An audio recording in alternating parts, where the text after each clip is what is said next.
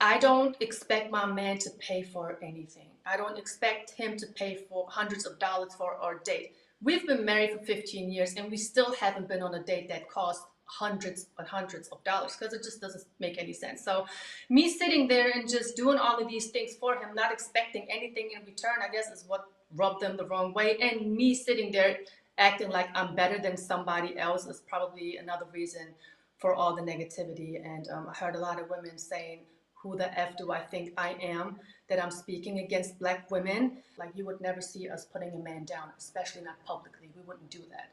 If there's any type of beef going on, it would be settled and handled within the four walls of our home, you know? And of course, you have families where the woman made more money than the man and have her degree, and maybe he doesn't.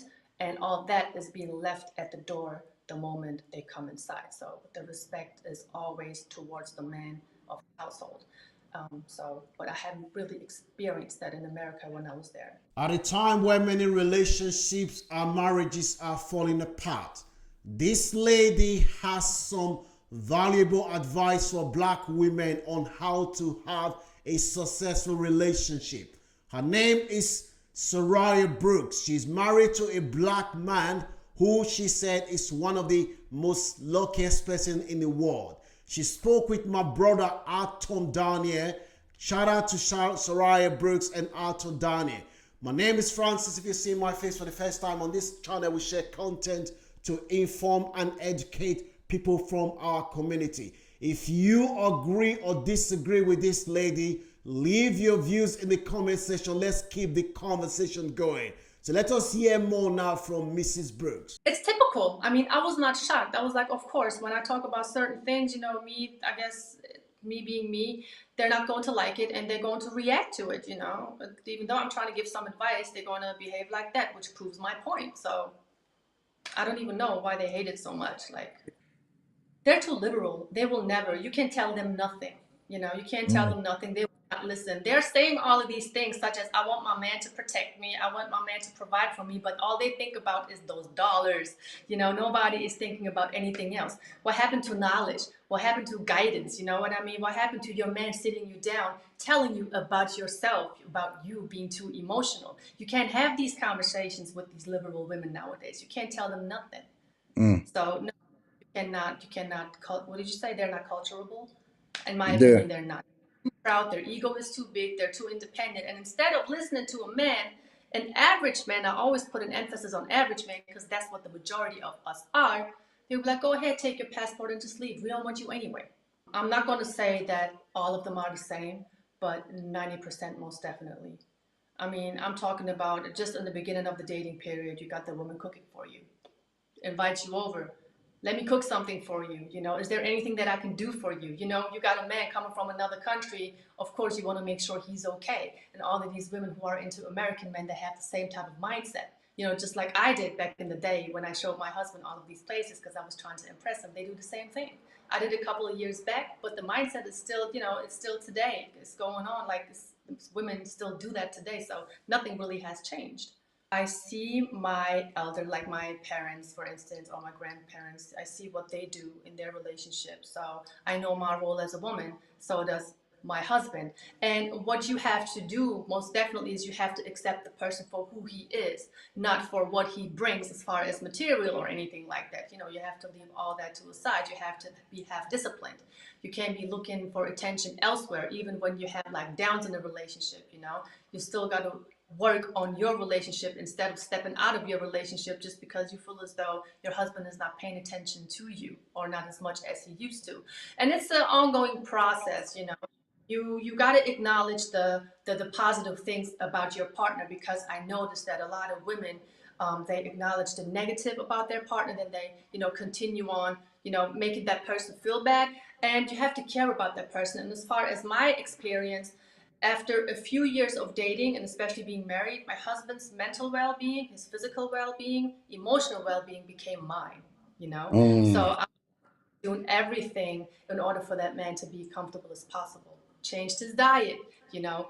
I started, he was kind of introvert in the beginning because, you know, he was not familiar speaking about his emotions, his thoughts and stuff like that. That was kind of new to him. But when he started opening up to me, I knew, like, he's emotionally connected with me, you know, and I just try to keep it on that level and just continue on going on from there. So when he does open up to me, it just feels amazing. And I think being there for one another when you have downs is more important than having a great time, you know, and that's what creates a stronger bond. And then the years just go past like this, and 15 years are over, and we're still married. So yeah, and of course he does his part too. So the marriage is not ongoing because I'm doing the best that I'm doing. They are more worried about how much the ring costs than the man. I mean, I would never expect my man to buy me a ring that costs I don't know how many thousands of dollars. That's not what I'm looking for. I want to, you know, I'm happy about the bond. So yes, a lot of women globally are looking for all the wrong reasons.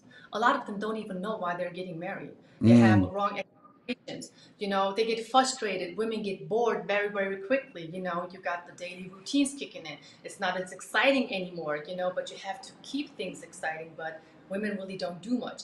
What I don't do, what I have not been doing all of these years, you would never see me, not even on a Sunday early afternoon, running around with a bun on my head, you know, no makeup. You know, I'm always looking, I'm always got my makeup on, I always got my hair done, I got my clothes on, because I'm not trying, I don't want my man to look at me like, damn, whatever happened to her?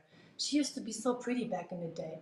Now she doesn't even take care of herself anymore. No, I want my man to look at me and be like, wow, that's the woman I married and she's still dope, you know? It appears that Mrs. Brooke is saying that most black women go into relationship thinking about themselves. They're more interested in expensive ring rather than going into the relationship to build up their man. So it's all from the lens of what they are going to get from the relationship rather than going into the relationship as a partner. Do you agree or disagree with what she is saying? Leave your comment in the comment section. It's very, very important that you make your views known because this is something that we can all learn. I'm sure Mrs. Brooke and my brother Anton Downing, they will read the comment from you. So it's very, very important that we keep the conversation going. I believe that the majority of women are lying when they're saying I'm independent. I don't want a woman. I don't want a man because it's in our nature. You know, you work, you're independent. Okay, cool, good for you. But at the end of the day, I know, and I'm in contact with women who have that same attitude, but they also tell me, man, I wish I'd had a man by my side. I don't want to come home to an empty apartment. My dog is nice and everything, but I want a man that's waiting for me on the couch. You know, so they are most definitely lying, but they are too proud to admit that, especially online. So that's why you have a lot of women basically lying to themselves. I mean, the results speak for themselves. I mean, just look at the numbers. How many women are depressed? How many women are literally alone and depressed? Single mothers, completely overwhelmed with everything, especially because of inflation, the children, you know? So I don't believe one single woman who's out there who says, I don't need a man in my life because I'm strong and independent. You know, you're saying all of that now, but times will come where you're going to need that help. Don't throw your degree, your career, the amount of money you make into a man's face. Don't do that. Let go of your ego. It's too big for your own good. And have some fear. And when I say fear, I'm not talking about fear in the sense of being scared. My fear, when I say fear, I'm talking about F standing for femininity. E stands for your energy has to be on point. A stands for actions. Your actions have to be on point as a woman. And R stands for respect. So when you apply all of these four, you let go of your ego, you really let go of your career and everything. Try to apply all of that and then see what it does to your relationship or how you actually impact a man or how men portray you. And stop being this 304 on social media. You know, a lot of women, and it's terrible, women even at my age, they're talking about self-love and they post themselves in bikinis and, you know, their sexy lingeries and everything is crazy. But in my opinion, no woman who's in love with herself has the need to seek attention from other men. And I'm talking about women who are in relationships too. And also, never think that a man is insecure when he asks his woman to put on some freaking clothes. No, that's gaslighting. It is like, yes, I'm not going to say you don't have any single moms here, and I am not against them, you know, whatever happens, happens, but having multiple baby daddies and now you're just trying to find a stepdad, no, nobody's dealing with that. So, and people over here are very judgmental. So when they find out you're a single mom and you have 2 to 3 baby daddies, which is kind of normal in America, they're looked at really, I don't want to say this, but I have to, like the scum of the earth. I already knew I had him because there was simply no competition out there for me. But let's just look at it objectively. You had this average Black American guy who now was able to choose between what he was dealing with before and somebody completely new. And let me tell you, the moment I stepped into that man's life, he really didn't know how to deal with my femininity because I was not loud. I was not screaming. I was not trying to, be louder than him. I didn't interrupt him because that's not something that I learned from home. If somebody would speak, and especially a man, you would let that man speak and then you would listen and then say whatever you have to say, right? So I was clean. I cooked. He didn't know what it was when a woman is actually in the room asking him, like, do you want something to drink? Before I got myself something to drink. Do you want something to eat? Before I started to eat my food, I would ask him, do you want to have a bite? I would come out of nowhere and just have a fruit bowl and just offer him some fruit. He didn't know none of this. So my husband, back then boyfriend, really thought this was a dream come true. He didn't know how to deal with none of this because all this me coming through, just being nurturing by nature, his peoples and his family didn't even do that for him. Like the family, there is no family unit. The average family, especially Black American family, has barely a family unit. There is no breakfast, lunch, and dinner at set times. And these are things that I introduced my husband to with my family. Can you imagine that impact that I had on him back then? So gentlemen, do not be afraid of traveling. There are so many more women out there who are willing to take care of you. It doesn't matter if they're young. It doesn't matter if they're older. They are willing to take care of you, willing to work with you, willing to be a part of your life. You don't have to deal with whatever you are dealing with back in your hometown because unfortunately, a lot of American women are lost in the delusional world that they are living in. And they don't even understand that they are going to be lonely for a long time, if not for the rest of their life. They say by choice, but I don't believe them. Let me know in the comment section whether you agree or disagree with Mrs. Brooks, because she has said quite a lot.